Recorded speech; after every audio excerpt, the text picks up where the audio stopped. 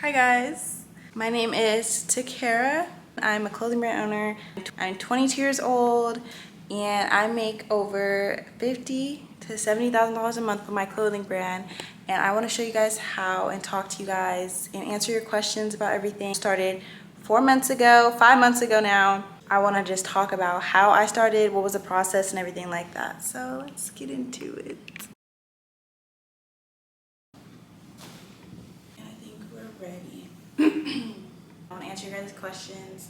I know it's been a long time. I actually did this Q&A thing on my Instagram, my personal and my brand Instagram, a long time ago, but I had graduation for college. I was moving in, so there's a lot going on at the time, but now I finally am stable and I'm gonna be more consistent. I know I said that already, but the first question I got, what made you want to start a business? Honestly, my business is special to me because it stems from a personal story. I sell tall girl clothing. I'm a taller girl. I'm 5'10", and I just related so much to the fact that I walk into stores and I could never find my size. I could never find what fits me. I would walk into a jean store, for example, and if I have really long legs, it would only be like a size large that fits me, but I don't wear a size large. So it just didn't make sense, and I really wanted to find a solution for that. So I created my clothing brand. It's called Ulta, and it's really for girls, women who struggle, tall women, long leg women, whatever you want to call it, who struggles with finding clothes that fit them appropriately. I want to make all tall women feel beautiful and confident in the clothing that they wear. That's kind of how I started, just with the idea of I need to do this for not only myself but for other women out there. What advice would you give to those who want to start a business? Honestly, having a passion for something can take you a long way. I think if you really, this could sound cliche, but it's so true. If you really have a passion for something and can find a way to make a living from it, I think combining that together is really essential. I thought I didn't have a passion for anything. I was good at a lot of things, but I didn't really have like this, there's like a fire missing for me. And once I really combined it, business and clothing together, and I made my own clothing brand, it works for me. It's one of the best things I ever did. It changed my life, literally. So I would say my biggest advice for anyone wanting to start a business online is to find your passion, find what you love doing, and find a way that you can make a living from that comfortably. Hopefully that makes sense. How did you juggle college and owning a business, and what did you study? So I majored in business administration. I graduated from FSU, Florida State University.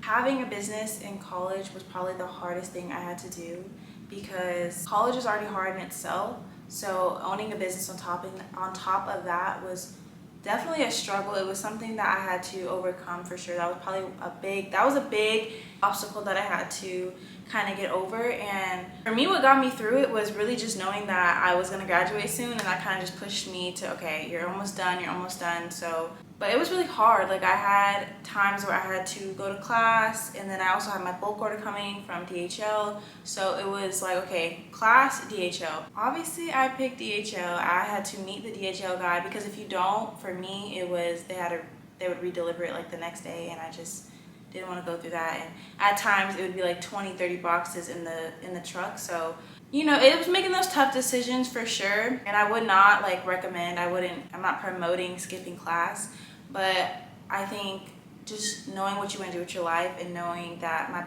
this is my passion, this is what I want to do. I had to make those tough decisions. I had to do what I had to do. There was late nights, there was a lot of stress, there's a lot of crying because I was so overwhelmed with everything. But honestly, I wouldn't trade the experience for the world because it really taught me discipline, and it taught me structure and how to actually plan things out, because I had to plan my days out. Long story short, I prayed, asked God to help me through everything, and that's pretty much how I got through it. Why are they so expensive? I'm pretty sure it's talking about my sets and what I sell. So honestly, if you're a clothing brand owner, I am all for standing 10 toes down on your prices. I don't think I was aware, at least, of how much really goes into getting the product to the customer in the customer's hands. I know from a consumer standpoint, there is so much that goes into actually getting the product into the customer's hands. And honestly, for me, I price my products at what I feel like they're worth and how much time I put in and just all the energy that goes into everything. And ultimately with your brand, you are cultivating people and an audience that you want to keep, right? And I want people who are supportive of my brand, who are supportive of the Tall Girl empowerment, the movement. I want people who are willing to accept my prices and take them for what they are. Like I said, I'm not for long, but I'm packaging everything myself. I'm shipping everything myself. I'm sweating. I'm bringing up 20, 30, 40 boxes to my student apartment at the time. Price your items at what you want. You know, you want an audience that's going to support you, that's going to support your prices, your brand. And it's a lot when you're doing it all by yourself and you're doing everything by yourself. There's always been people out there that want a shirt for $2, that want a set for $10. It's just not going to happen. And if you have a clothing brand, you have to understand you have to make money, right? So if something costs $10 to make per unit from your manufacturer and you sell it for $12, you're actually going to lose money. Be confident in your prices, be confident in what you're doing and what you're selling, and make sure the quality is good and everything's good. And yeah, don't let anyone discourage you from what you price your things at. What is the hardest part about owning a clothing brand?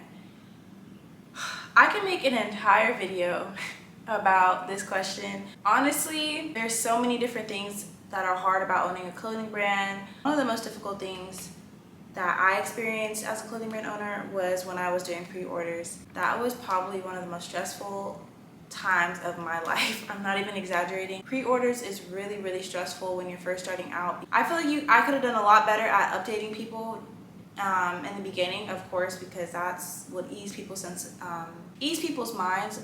You're talking to manufacturer, okay, when is this gonna be done? You said it was gonna be done, you know, in 3 weeks. It's now we're on week 4 and you're still not done.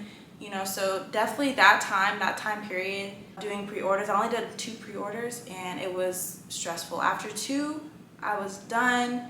Pre-orders are, you know, they're beneficial for me because I didn't have the capital to order everything beforehand. Now I do, so I can make pre-made clothing, but that was definitely one of the hardest times for me, was the pre-order. But I know some people who do it really well, but I personally think that pre-made is just better because your customers get it faster and you don't have to stress about when the bulk order is coming because you're looking at it. You have it already in front of you. So how do you find vendors and how did you find manufacturers to make the quality you wanted? So the simplest way to find a vendor, there's different apps, there's different, you know, online. You can literally search manufacturers near me, and you could have some local manufacturers as well, but the most common way is through Alibaba, which is essentially, those are where manufacturers are. You just go on Alibaba and you literally look up what you want to make. Like, you could look up fleece sweats, you could look up whatever the case is. I think one of the hardest things about finding a manufacturer is the quality. Like, the best thing I could say is looking at their reviews, making sure they're a verified manufacturer,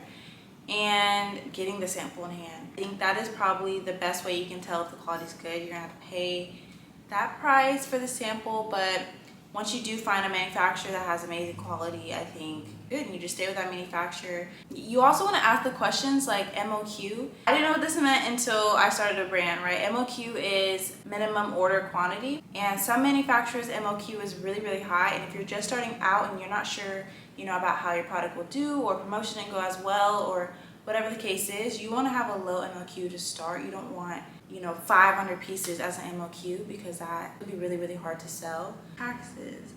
It was just tax season in April, like a month ago, and honestly, I would recommend hiring someone, whether that's a tax specialist, specializing in small businesses, and they can help you figure out everything you need for your taxes, and just so you're not making any of those mistakes, because you're going to need some form. I use the platform Shopify for my website, and Shopify actually offers you, I want to say it's a 1099 form, I'm not sure, but they offer you a form toward tax season that shows you all your revenue and what you made, and it's easier if you give that to your tax person and they can look at that and really file everything for you. But I know having a business bank account is, you know, makes things easier because you can see your business expenses versus your personal and all that stuff. Also, an LLC or an S Corp or whatever you want to do, make sure you're filing for something to keep your business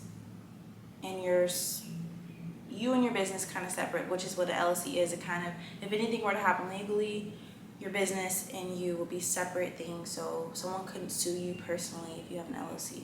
That makes sense. But it's not that expensive, but you do want to make sure that you are doing what you need to do to keep, everything together in your business.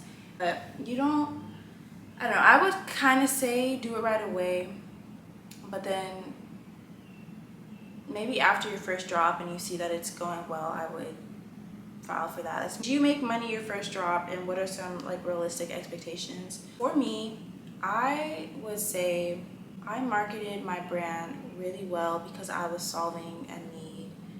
You really want to make sure that you are promoting and promoting and promoting and promoting your brand. You cannot promote enough, I would say. Don't leave your customers waiting too long, but don't just get your sample and then drop without any anticipation, without any SMS subscribers, without any sort of need for your product. You want to create a need, you want to create a community, and that's why I feel like I was successful in the beginning, is because I was already creating a community of people. At first, I did have an email, and I kind of want to talk about marketing just for a little bit because I can make a whole video on this as well, but there's email marketing and there's SMS marketing.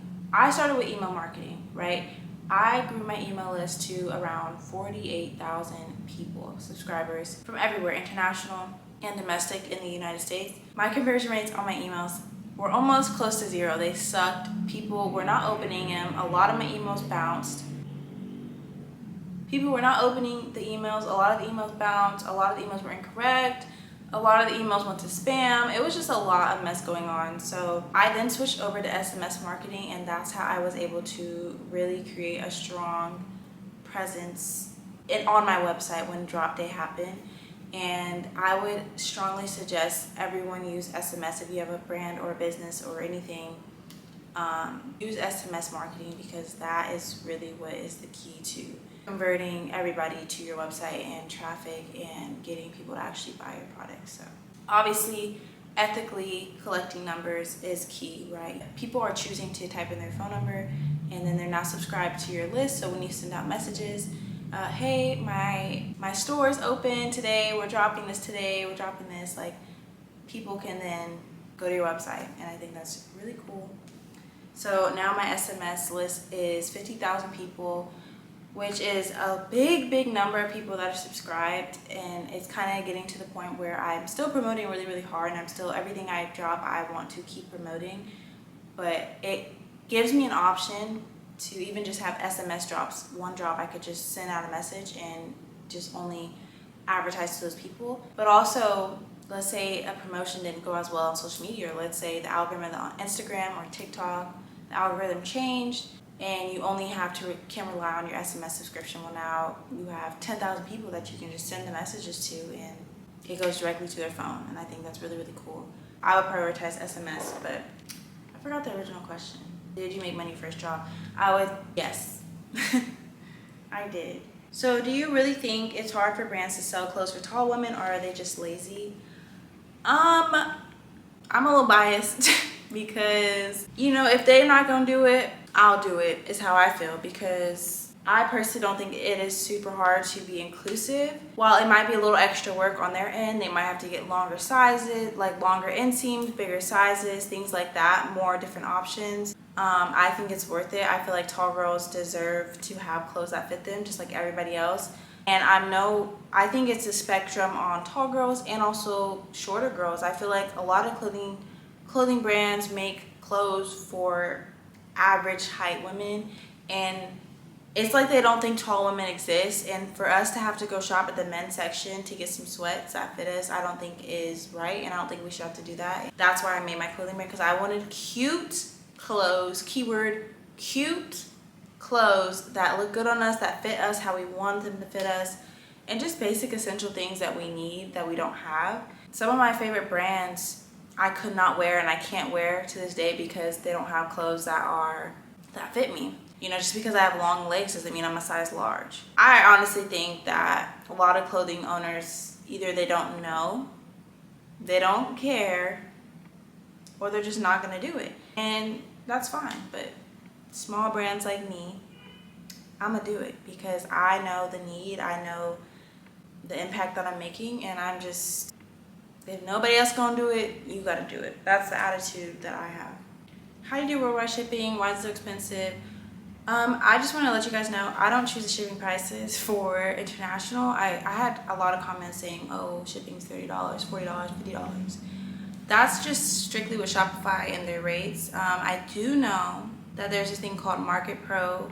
If you use Shopify, I think you have to like get it kind of like offered to you, which I have, so I'm going to look into it because I think you get cheaper international rates and things like that. So if you're selling your brand, selling your stuff internationally, which I am, this might be something useful. I might make a video on it just to kind of when I get more information. But so that was like a little Q&A about my brand and how I was able to scale so quickly in 4 months. I want to be transparent because I know there's a lot of women who want to get more in this space and be their own boss and their own entrepreneur, selling clothing specifically, or even just having a small business in general. So I just kind of want to talk about it more as a woman, because even looking up things, I didn't find a lot of women entrepreneurs doing what I was doing, selling clothing, having their own clothing brand. So I want to be that for a lot of other women out there, even men who want to watch and learn if they want to start a clothing brand as well. I kind of just want to take you guys on this journey because I'm still on a journey. I'm still learning things, and I hope this video made you feel good. Thank you guys so much for watching my video. Bye!